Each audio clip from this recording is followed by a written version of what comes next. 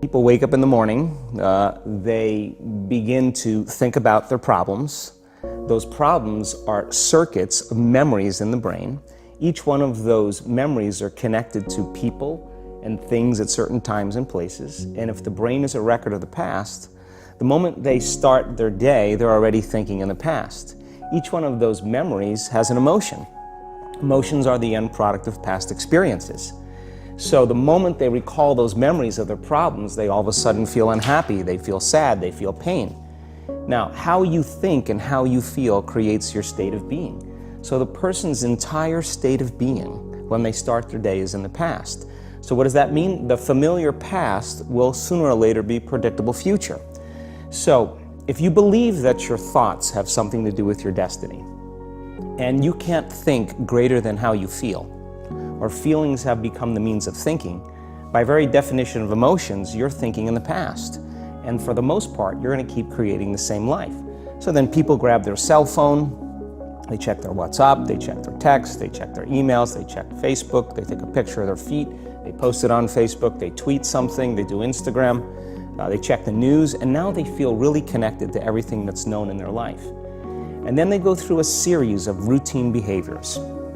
They get out of bed on the same side, they go to the toilet, they get a cup of coffee, they take a shower, they get dressed, they drive to work the same way, they do the same things, they see the same people, they push the same emotional buttons, and that becomes the routine, and it becomes like a program. So now they've lost their free will to a program, and there's no unseen hand doing it to them. So when it comes time to change, the redundancy of that cycle becomes a subconscious program. So now 95% of who we are by the time we're 35 years old is a memorized set of behaviors, emotional reactions, unconscious habits, hardwired attitudes, beliefs, and perceptions that function like a computer program.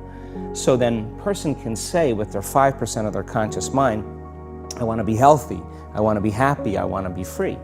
But the body's on a whole different program. So then how do you begin to make those changes? Well, you have to get beyond the analytical mind, because what separates the conscious mind from the subconscious mind is the analytical mind. And that's where meditation comes in, because you can teach people through practice how to change their brainwaves, slow them down. And when they do that properly, they do enter the operating system where they can begin to make some really important changes. So most people then wait for crisis or trauma or disease or diagnosis. They wait for loss, some tragedy to make up their mind to change. And my message is, why wait? And you can learn and change in a state of pain and suffering, or you can learn and change in a state of joy and inspiration. And I think right now, the cool thing is that people are waking up. Most people spend 70% of their life living in survival and living in stress. So they're always anticipating the worst case scenario based on a past experience. And they're literally, out of the infinite potentials in the quantum field, they're selecting the worst possible outcome, and they're beginning to emotionally embrace it with fear. And they're conditioning their body into a state of fear. Do that enough times, body has a panic attack without you. You can't even predict it because it's programmed subconsciously. So people become addicted to the rush of those emotions, and they use the problems and conditions in their life to reaffirm their limitation, so at least they can feel something. So now when it comes time to change, you say to the person, why are you this way? Well, every time they recall the event, they're producing the same chemistry in their brain and body as if the event is occurring, firing and wiring the same circuits and sending the same emotional signature to the body. Well, what's the relevance behind that? Well, your body is your unconscious mind. In a sense, if you're sitting down and you start thinking about some future worst case scenario that you're conjuring up in your mind, and you begin to feel the emotion of that event, your body doesn't know the difference between the event that's taking place in your world, outer world, and what you're creating by emotion or thought alone. So most people then, they're constantly reaffirming their emotional states. So when it comes time to give up that emotion, they can say, I really want to do it, but really the body is stronger than the mind because it's been conditioned that way. So the servant now has become the master, and the person all of a sudden, once they step into that unknown, they'd rather feel guilt and suffering because at least they can predict it. Being in the unknown is a scary place for most people because the unknown is uncertain. People say to me, well, I can't predict my future. I'm in the unknown, and I always say the best way to predict your future is to create it. Not from the known, but from the unknown. What thoughts do you want to fire and wire in your brain? What behaviors do you want to demonstrate in one day? The act of rehearsing them mentally, closing your eyes, and rehearsing the action. Rehearsing the reaction of what you want, or the action of what you want. By closing your eyes and mentally rehearsing some action. If you're truly present, the brain does not know the difference between what you're imaging and what you're experiencing in 3D world. So then you begin to install the neurological hardware in your brain to look like the event has already occurred. Now, your brain is no longer a record of the past. Now it's a map to the future. And if you keep doing it, priming it that way, the hardware becomes a software program. And who knows, you just may start acting like a happy person. And then I think the hardest part is to teach our body emotionally what the future will feel like ahead of the actual experience. So what does that mean? You can't wait for your success to feel empowered. You can't wait for your wealth to feel abundant. You can't wait for your new relationship to feel love, or your healing to feel whole. I mean, that's the old model of reality, of cause and effect, waiting for something outside of us to change how we feel inside of us. And when we feel better inside of us, we pay attention to whoever or whatever caused it. But what that means then is that from the Newtonian world is that most people spend their whole life living in lack, waiting for something to change out there. What do you mean the Newtonian world? Newtonian world is all about the predictable. It's all about predicting the future. But the quantum model of reality is about causing an effect.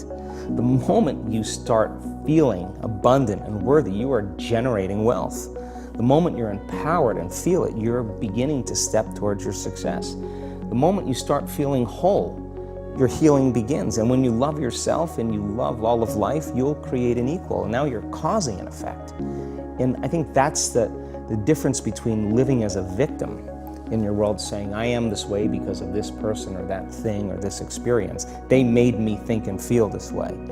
When you switch that around, you become a creator of your world, and you start saying, my thinking and my feeling is changing an outcome in my life. And now that's a whole different game, and we start believing more that we're creators of reality.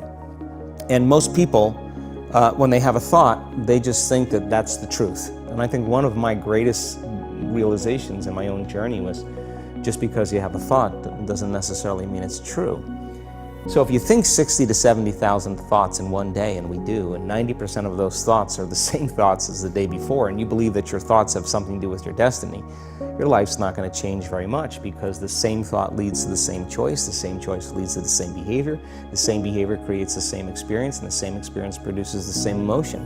And so then the act of becoming conscious of this process to begin to become more aware of how you think, how you act, and how you feel.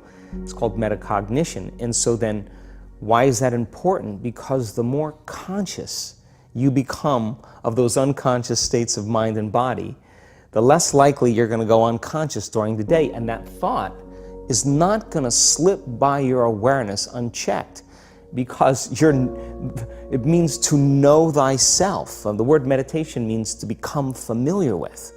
So as you become familiar with the thoughts, the behaviors, and the emotions of the old self, you're retiring that old self. As you fire and wire new thoughts and condition the body into a new emotional state, if you do that enough times, it'll begin to become familiar to you. So it's so important, just like a garden. If you're planting a garden, you got to get rid of the weeds. You got to take the plants from the past year and you got to pull them out. The rocks that sift to the top that are like our emotional blocks, they have to be removed. The soil has to be tenderized and broken down. We have to make room to plant a new garden. So primarily, we learn the most about ourselves and others when we're uncomfortable. Because the moment you move into that uncomfortable state, normally a program jumps in. When that program jumps in, it's because a person doesn't want to be in the present moment and engage it consciously. If you're not being defined by a vision of the future, then you're left with the old memories of the past, and you will be predictable in your life. And if you wake up in the morning and you're not being defined by a vision in the future, as you see the same people and you go to the same places and you do the exact same thing at the exact same time, It's no longer that your personality is creating your personal reality. Now your personal reality is affecting or creating your personality. Your environment is really controlling how you think and feel unconsciously, because every person, everything, every place, every experience has a neurological network in your brain. Every experience that you have with every person produces an emotion. So some people will use their boss to reaffirm their addiction to judgment. They'll use their enemy to reaffirm their addiction to hatred. They'll use their friends to reaffirm their addiction to suffering. So now they need the outer world to feel something. So to change then is to be greater than your environment, to be greater than the conditions in your world. And the environment is that seductive. So then why is meditation the tool? Well, let's sit down, let's close our eyes. Let's disconnect from your outer environment. So if you're seeing less things, there's less stimulation going to your brain. If you're playing soft music or you have earplugs in, less sensory information coming to your brain, so you're disconnecting from your environment. If you can sit your body down and tell it to stay like an animal, stay right here. I'm going to feed you when we're done. You can get up and check your emails, you can do all your texts, but right now, you're going to sit there and obey me. So then, when you do that properly, and you're not eating anything or smelling anything or tasting anything, you're not up experiencing and feeling anything, you would have to agree with me that you're being defined by a thought, right? So when the body wants to go back to its emotional past, and you become aware that your attention is on that emotion, and where you place your attention is where you place your energy, you're siphoning your energy out of the present moment into the past, and you become aware of that. And you settle your body back down in the present moment, because it's saying, well, it's 8 o'clock. You normally get upset because you're in traffic around this time. And here you are sitting, and we're used to feeling anger, and you're off schedule. Oh, it's 11 o'clock, and you usually check your emails and judge everybody. Well, the body's looking for that predictable chemical state. Every time you become aware that you're doing that, and your body is craving those emotions, and you settle it back down into the present moment, you're telling the body, it's no longer the mind, that you're the mind, and now your will is getting greater than the program. And if you keep doing this over and over again, over and over again, over and over again, just like training a stallion or a dog, it's just going to say, I'm going to sit. And the moment that happens, and the body's no longer the mind, when it finally surrenders, there's a liberation of energy. We go from particle to wave, from matter to energy, and we free ourselves from the chains of those emotions that keep us in the familiar past. And we've seen this thousands of times. In fact, we can actually predict it now on a brain scan.